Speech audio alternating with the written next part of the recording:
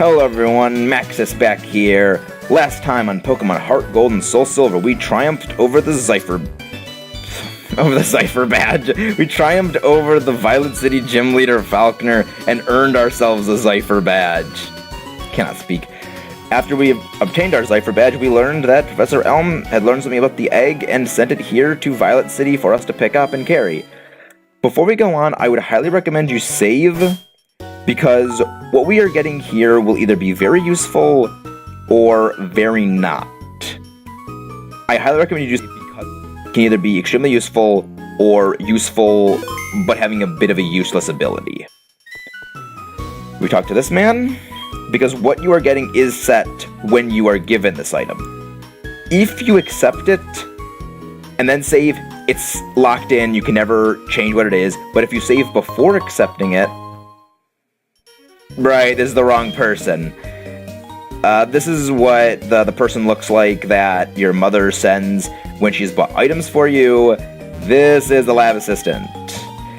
Long time no see, Maxis, I've been waiting for you. This is from Professor Elm. The thing is, we would like you to take care of an egg. Okay. Receive the egg from the assistant. After you left, Professor Elm received a phone call. I have no idea why they were talking about, but after, well, Professor Elm suddenly cried out, "I can't think of anyone more suited than Maxis!" Then he insisted I hand this egg to you.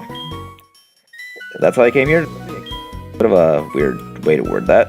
It seems that a Pokemon will hatch from an egg only if it is in your party of Pokemon. I kind of like this. I like how they changed it in a future game where there is another way of hatching eggs, but I like that you have to be carrying an egg with you to hatch it. There's ways of modifying how an egg hatches with abilities such as Flame Body or Magma Arm, which will cut that distance in half to hatch, because an egg hatching is not dictated by the... getting interrupted? It's not determined by getting interrupted, yes. Me oh my, that egg must be... I see. It was handed from Mr. Pokemon to Professor Elm, then Professor Elm to you. Now I get it. That egg is truly an important egg. Please do take good care of it for me. Is that understood? I'm counting on you. That was odd. But what I was saying, eggs. Pokemon eggs, which we cannot get now, they will hatch when you walk a certain number of steps. Time is irrelevant. You could leave a game on, not moving, for hours, and it will never hatch, but you can hatch them by walking. Having a Pokemon with Flame Body in your party cuts this distance in half, and a Pokemon with Magma Armor, this only works if the Pokemon with Magma Armor or Flame Body is in the front of your party. Even if it's fainted, it doesn't matter. You're getting a call from Wade. Max, how did you? It's Wade, how are you? I just found all kinds of berries with one. That's what I was mentioning about Wade a while back, is he can give you berries. I could say we go check it out. We have to walk anyway to hatch this egg. I think going over to see Wade is a pretty good use of that distance. You'll notice on that status screen, it said the egg was close to hatching, it was shaking occasionally. The status screen will change depending on how much longer it is till the egg hatches. Thankfully, they give you the egg with a not super long distance to walk, because this Pokemon is going to be very useful, but it starts out at level 1. So it's kind of a trade-off where this Pokemon is very useful, but you have to raise it up from a very low level.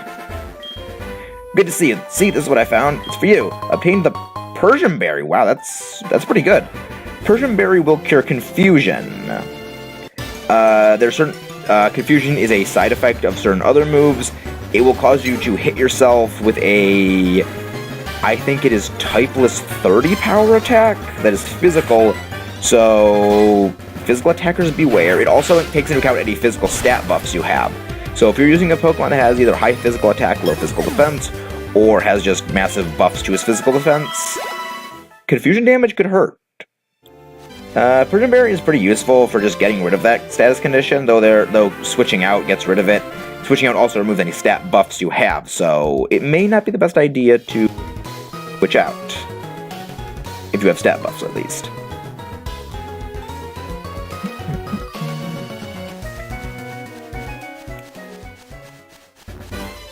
That's what this guy has.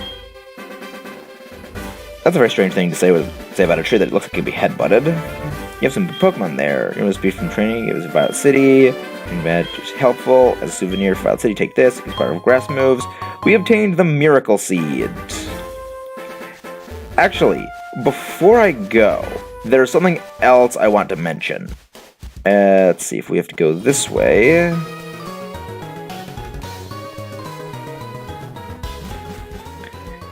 We heard about a certain thing called Rock Smash. We get that over here. Let's talk to this guy. Yo! Haven't tried it with that boulder blocky way? Of course not. HM. Rescue. HM06. This is Rock Smash.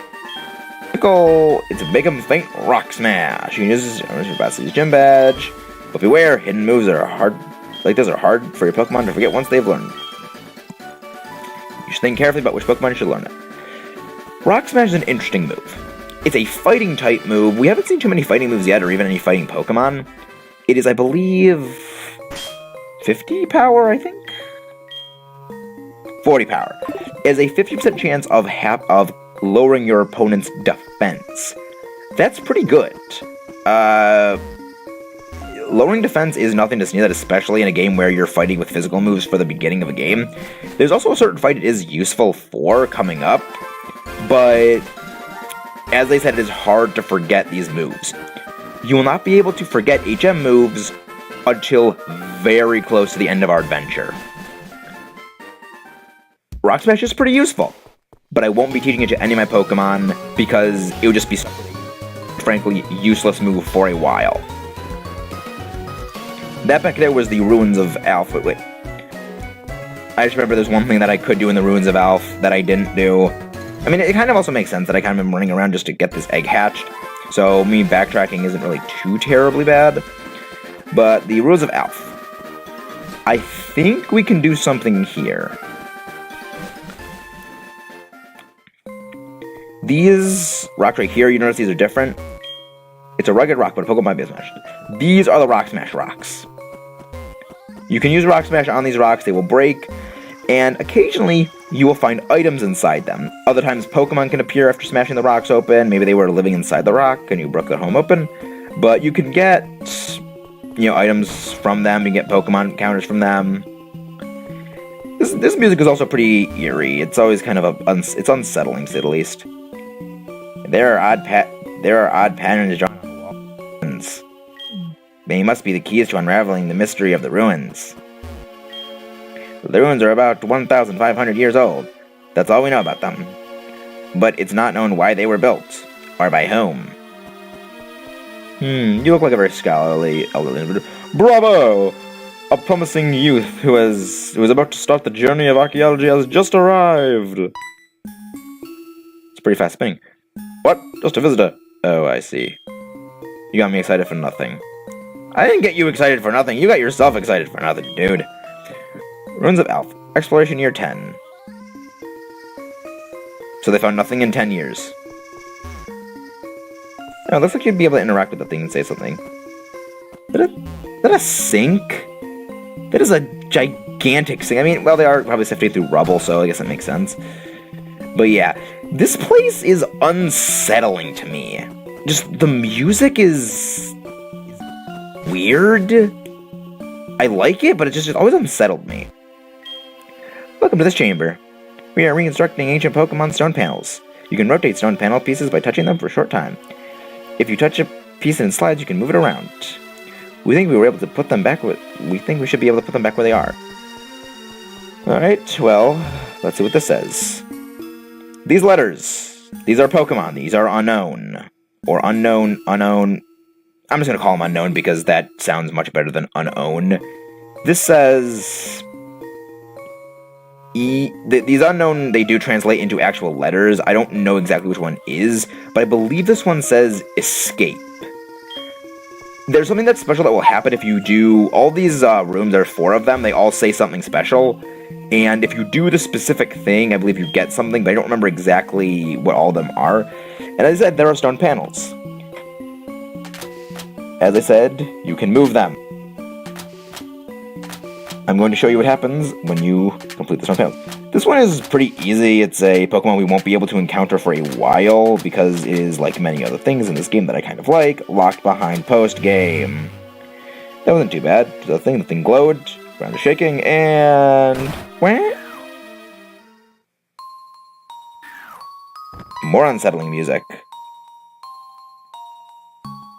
Did you just come down from above? So, you must have solved the stone panel puzzle. That is wonderful. You seem to have a talent for archaeology. I'll give you this unknown report. It records unknown that as you capture them, it will come in handy. The unknown report. Unknown. This is the only Pokemon you're able to find here. There is a strange presence here. It's a replica of an ancient Pokemon. Unknown are the only Pokemon you can find here. They're pure Psychic type. Their only learnable move is Hidden Power, which could be any move, any type. I don't know if this was the point in the series where it became a set 60 power move with any type. Its type is determined by IVs, which... This is an unknown. They're low level, level 5. They're really not good for experience grinding. They're just simple kind of joke Pokemon. Hidden Power can only be one type, so you're stuck with what type it is when you catch it. Would I recommend using an unknown? Heck no. Their stats are garbage across the board, and they only have one move that is a random type, and their attacking stats are not good. I would not recommend using one. They're good for leveling up low-level Pokemon on them. So there's that. If you find an unknown that is using, say, Fighting Ground or normal Hidden Power, it's useful for grinding up experience on a Ghastly, but other than that, really not useful. It says this is a replica of this ancient Pokemon. Anyone who is will know that this is also the same Pokemon, or at least similar in appearance, to the one inside gyms. This is Rhydon. Rhydon is oftentimes stated as the first Pokemon, and I don't know if this is intended, but I think this is a reference to that Rhydon is the statue of the Pokemon in every gym, as a reference to it was the original Pokemon that was first created in terms of designed. And I think this might be a reference to that, like, because Rhydon being in gyms is an homage to that, and I wonder if this is an homage to it as well. Won't be seeing Rhydon for a while, but I like Rhydon. What? Later is evolving? No, it's not. Much like Firestorm, I don't want to evolve Lineru, because it does learn much better moves, and because of how much of a jerk this game is, I need those better moves as soon as possible. Just because this game is a jerk with stats, you don't level up easily, easily later on. I am going to be needing, the good moves when I need. Oh, you're noticing all these unknown. They are different shapes. They're all letters. There are 28 unknown in total, and I believe you have to get every single one of them to fill out the unknown report. I'm not doing this. At least not on screen. I'm going to probably do it off screen, because this is basically just a complete grind. There are 28 of them. You have to catch all 28. There is one for every letter of the alphabet, an exclamation point, and then a question mark. Every panel, I believe, unlocks 7 of them. I'm pretty sure you only can unlock 7 at a time. So we'll come back and do this again when we have every single one of them unlocked. You're not able to unlock every single stone panel right now, because as you can see, those are 2 over there that we can't get to because we don't know where to go. There is this water over here that we can't cross yet. And there's one down there. There's these ones that you just can't go to. Oh wow, I forgot this is the right route. You will sometimes find items on spots. These are set places every single game. So if you find it once, you know where it always is. And there's a Great Ball right here. That's pretty useful, but there's really not much to do in the Ruins of Elf. How the heck is this egg not hatched yet? Yeah, this is just annoying. Well, I think I'm probably just going to stay around here. Maybe just try and hatch this egg. Come on. Come on, egg. Just hatch it. There we go.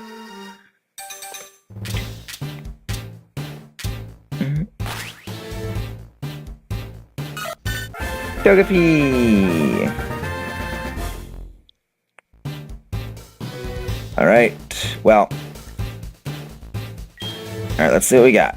Nickname Togepi. I don't know if I'm going to use this recording. I'm just going to check the ability first, see what it is. The name raider, the person who allows us to change names, we won't be seeing that. We'll be seeing them soon-ish. So I'll hold off on names. I can't really think of a good nickname for Togepi right now. So I'll wait until then. Let's see what we got. Summary. Togepi. Serene Grace. Yes, that is the ability I wanted. And neutral nature. Very good. This is exactly what I was hoping for. Yes, we did get the ability I wanted. Togepi. Great news, Pokemon hatched from the egg. The egg to you was the right thing to do. Just knew it. Come here and show me what Pokemon is. Yes, Professor Elm, he wants to see what the Pokemon is. He wants to see the Togepi. And I do want to use Togepi on my team. Togepi is a fantastic Pokemon. I think we all love it because of Togekiss. But because this game's stupid, we're just going to act like it's Gen 2 all over again and pretend it doesn't exist. On its own, Togepi is really very strange. This is before Fairy type was added, so it's still a normal type, and it can do pretty well. As you saw back in that status screen, it has a psychic move there, extrasensory. That is a very powerful move. I would say having extrasensory alone is a reason to use Togepi. It hits very hard, as I believe an 80 base power right now, and considering that we are really not... Yeah, 80 base power special attack. And considering that is Togepi, Togetic, and later Togekiss are all special attackers, it does very well. It's bulky, which is very strange. You wouldn't really expect it from a normal flying type eventually, but it is surprisingly bulky, and even without Togekiss, Togetic can do pretty well. It has very high physical and special defense, low speed, but surprising special attack for what it is. It is extremely useful, and this is the reason I did want to use it. Look at this, we're just going to see what it can do to this level, 5 Caterpie right now? You know, that may not look like a lot of damage, but remember, this is a level 1 up against a level 5. That's pretty decent damage. To evolve into Togetic, you're going to need to get its happiness up. That's also one of the reasons I kind of was hatching it. I knew Professor Elm wanted to see the Togepi when it hatched, and elevated through several different methods, one of which is walking distance. I wanted to have it be walking around with us. Level ups also increase friendship.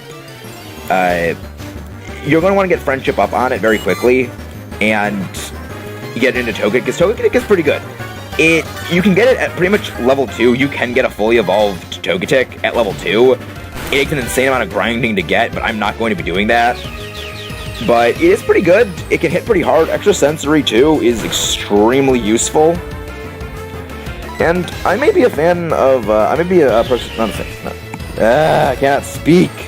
I may not be a fan of Fairy type in the newer games, but Togepi's one, and Togepi's whole line, is one of the few Fairy types I liked that was converted into a Fairy type. It makes sense from my perspective, that it's not like other ones which, we're just going to give it Fairy type, it's going to make too good, or the other Fairy type, it's not even useful anymore, because everything that it had was before is just now gone. It was balanced in that, okay, we made it a little bit better in battle. It has a new type combination, it can do a bit more. Good. Togepi's normal type really wasn't too good. But it has Fairy type, it's good now, it can be useful for some more things, but it adds on some more weaknesses. It makes it good in other ways, at the same time it added some weaknesses, and I like it. It's balanced. It did get a net boost, but it wasn't like some other Pokemon that got Fairy type that was just kind of, we're just gonna give it Fairy type, and now it's, completely destructive, that just destroys everything. I like it makes sense, but also I think it makes it from a visual standpoint, it makes sense from its appearance, and I also do like Togekiss, and Togepi as well. Togetic is something I'm going to be enjoying to use, something I'm going to enjoy using, because it does have good stats for what it is, and it is, again, surprisingly bulky. Most flying types really aren't that bulky, and it's also one of the reasons that I was, Hoot Hoot is kind of outclassed by Togetic in that way, in that it's the same type combination, just better stats. As for how you get happiness up, you can walk around with a Pokemon to elevate happiness. You can have it battle and get level ups to increase happiness. There's other methods of boosting happiness that we haven't seen yet. We don't have access to them yet. But there is also a way to lose happiness. By having a Pokemon faint, it will lose happiness. Or, well, the technical term I believe is friendship, but you know, semantics, it's the same thing. Everyone refers to it as friendship, even though it's actually happiness, or vice versa. So I'm going to be pretty much using Togepi to battle, try and get up in the levels, try and get that experience. There's a lot of ways of getting friendship up. By showing Professor Elm Togepi, you're going to be getting a special item, and it's probably all we're going to be doing in this episode is just getting that new item. You know, probably just getting that new item and, you know, continuing on from there. I may just meet you guys back up at Route 32, I believe it. Yeah, Route 32, where I came back here. After I see what we get here. Was there, what? That Pokemon. As far as I knew, there's a lot of Pokemon like that in Johto. Just like Mr. Pokemon saying over the phone. The legendary Pokemon could be... Oh, never mind. Anyway, I'm sure that having the Mectis and making me all excited. Give you a present for the take this. We got the Everstone. Normally, a lot of people hate the Everstone. I personally like it because in this game in particular, I like equipping the Everstone. It prevents the Pokemon from evolving. And because I do want to have, you know, my Pokemon not evolve, and just having that, oh, this Pokemon is evolving thing happen every single battle, it gets a level up, I would rather have it be this way. Oh, go back in. Back out. So I am going to meet you guys back at Route 31, where we're going to continue on. Not 31, Route 32, where we'll continue on from there, going over the next route, and leveling up Togepi.